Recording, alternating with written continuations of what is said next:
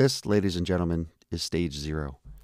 I am going to really quickly save this set, and I'm going to save it as, and I am going to call this Nightwalker Stage 0. The value of calling it stage 0 is that as you go through the mix process, if you find that you no longer like what you've done and you really just want to go back to the beginning and start over, you can always open up stage 0 and here's everything fresh as a daisy. If you want to remind yourself of what it sounded like before you started, here you go. So boom. Now, everything is beautiful. That is really pretty. It's nice and colorful. I like it. The real advantage to this is twofold. Number one is you have all of your audio nice and clean. You can visually see all of your sections in audio as opposed to MIDI. And if I were to hit play, I can almost guarantee you this will stay below 10% the whole time. The other value is that while you have the arrangement going, if you go to your mixer, this is a brand new blank slate. No clips here. We don't need any of that. You can, in fact, highlight all of these scenes and delete them. Free up some real estate. In this mixer view, if you position your cursor just under these two sends here, you want to hide the send and the return and even the I/O, and then you get this little thing here where you can maximize the fader value here. It's always a good idea in my opinion. I think we're going to need the sends and returns because they are going to give us default reverb and delay. We may end up changing some of this later, but right now this allows me to have all of my tracks nice and pretty.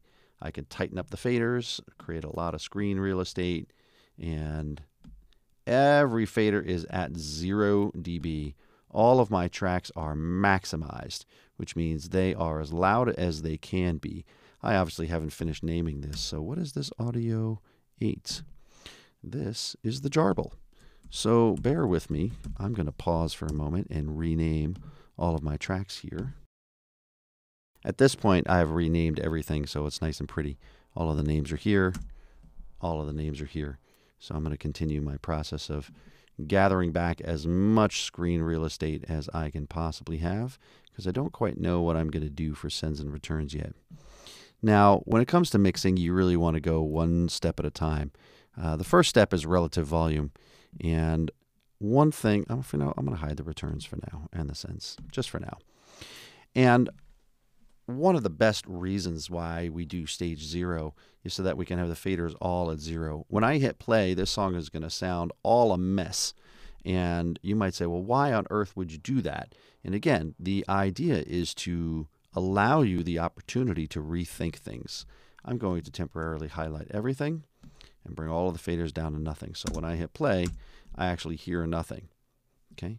Now I'm going to take this one step at a time while it's playing, and I'm going to bring up the parts that I think are the most important. Okay. And for me, drums and bass are most important. So I'm going to now build a little bit of a relative volume mix. I want to make sure to deselect my tracks so that I don't bring them all up again.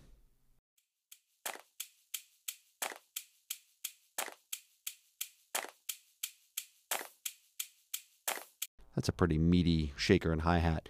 I might want to EQ that later. So as I hear these things individualized again, it reminds me of what the sound was when I picked it. Now I can start hearing it differently. So while that's playing, I'm going to bring this up. And I know at the beginning there's not a lot of drums, so I'm going to go ahead and turn the loop on and move this out to measure 17 where I know stuff is happening.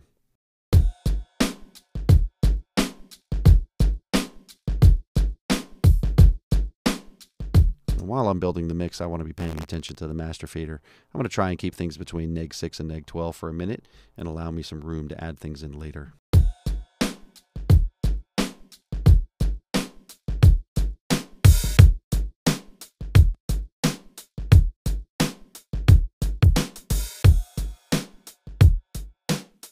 I'm really liking the 707 more right now.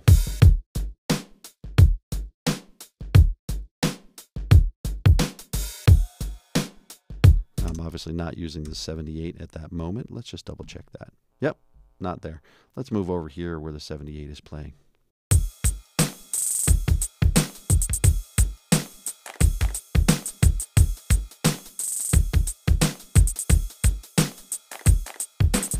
Okay, it's a pretty good drum mix, and it is definitely different than what I had before.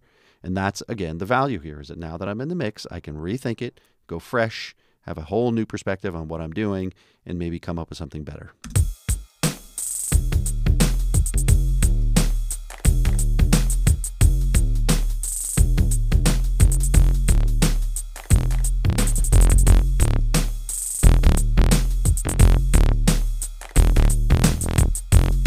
This has a lot more attitude than it did in the previous mix. The previous mix, it was nice and groovy and spacey. Now it's got some attitude, and I kind of like that. So let's see what else is playing in this moment. I think I'll just bring faders up until I hear some cool stuff. And if I don't hear anything, then I can go take a look and see when it is playing.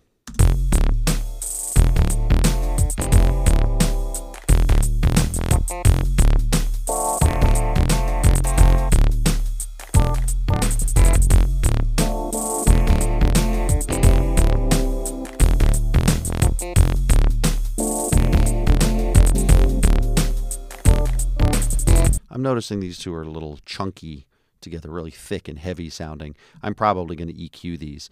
It's tempting to do it now. I'm going to wait.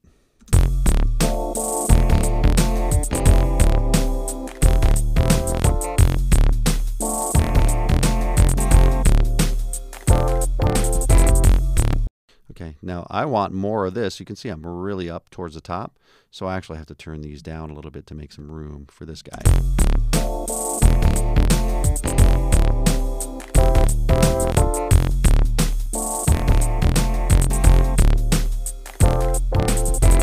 Good. Space harp. It's not playing here, but I know it's playing at the beginning.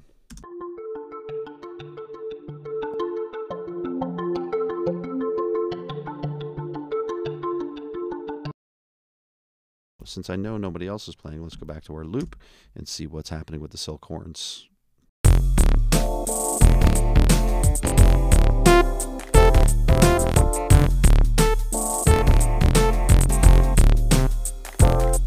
I don't necessarily have to know what these fader values are going to be. In fact, I almost never know what these fader values are going to be. I'm just bringing up the faders, and it's like a process of rediscovery. Oh yeah, that's that part. That's what it actually sounds like. Dry, without anything else on it. And now I can really start hearing, you can hear all of the parts and all of their detail, warts and all. You may need to go back to the other session to fix something if you find a mistake here, but at least you found the mistake here. So again, I'm just bringing faders up until they sit in a place where I think I like them. I don't have to overthink it here.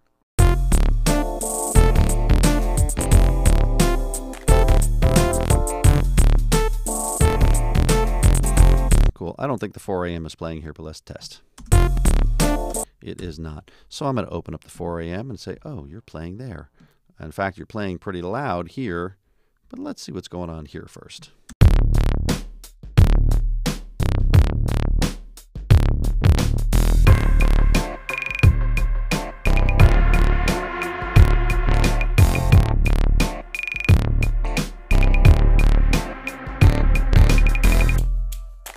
Okay. I kind of like it in the background here, but I also liked it loud. So that tells me at some point I might want to automate the volume to go up or down. It's tempting to do it now. I'm going to wait.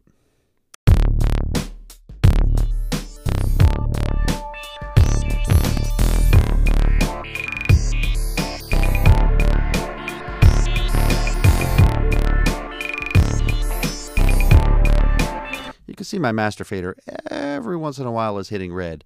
That's a good indicator that I have to grab everybody and just turn them down a little bit. I'm going to go to one of the taller faders. You see it's at -6. I'm going to drop it 3 dB to -9. I like to go in 3 dB increments, 1.5 dB increments, because they represent a doubling and a halving of the power. It's just a nice number to work with.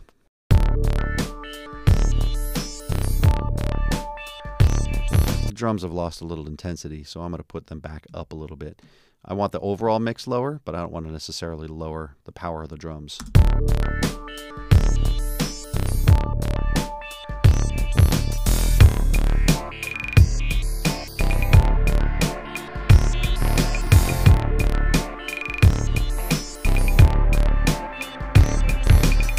Okay, I'm going to have a little more 4 a.m. and a little less of the octave sweep.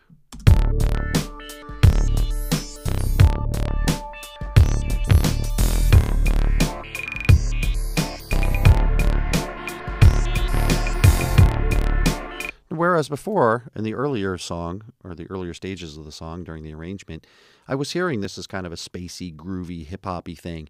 Now I'm hearing this as a much more aggressive, much more intense song, which is good because that kind of matches the theme of what I think the Nightwalker would really be.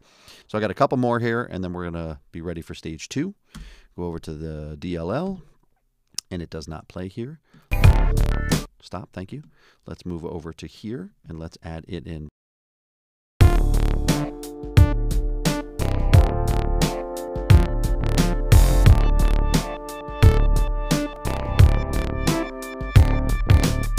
That's enough. Just a secondary part. Leave it in the background. It's not primary. We can leave it in the background. Now we will move over and see what's happening with our Sagani. Sagani Weaver.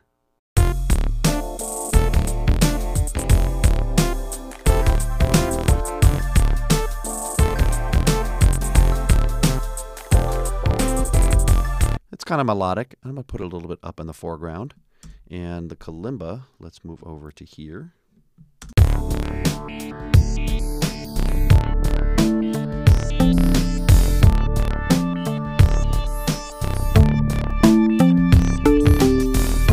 I really like that in the foreground. As you can see, it's definitely starting to peak. I'm just going to grab everybody again, lower it down 1.5 dB this time. I guess we'll grab the kalimba. It's at -3, so roughly -3. So I'm going to bring it down to roughly -4.5.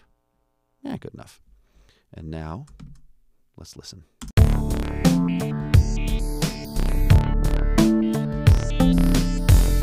Okay, I've got a little bit of drums I want to put back in. Let's see which one I want to really beef up.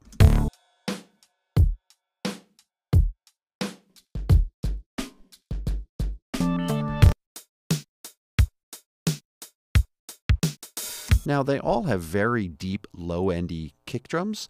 I doubt I'm going to need all 3 of those. I'm going to write down on a piece of paper that I'm probably going to EQ out the low end on one of these. I like this 707 snare, so I'm going to push it up a little bit. And I like this one with a low-end kick.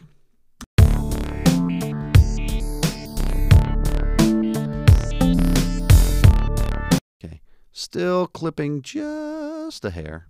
Let's tweak this. I don't have to go crazy here because I have a lot more work to do, but it's nice to have it right. So I'm going to lower that down about another dB or so. By the way, if you find yourself lowering these faders a lot and then it gets really quiet, the temptation is to just push them up again. Don't do that.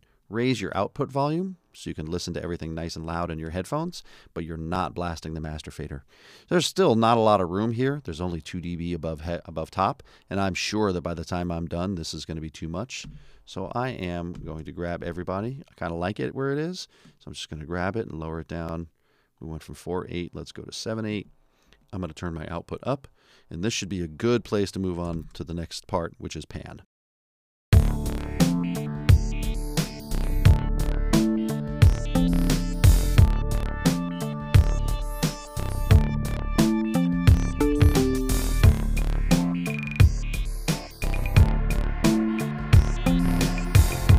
Now, you might have noticed I heard a little bit of a ghost thing here on the 4 a.m. I'm just going to get rid of that so it comes in nice and clean. And if the editing isn't fine enough, zoom in. And trimmer tool, thank you. Boom. That's what I want. Another thing about audio is audio edits very quickly, very easily. MIDI edits much more slowly, in my opinion. So yet another reason why we do stage 0.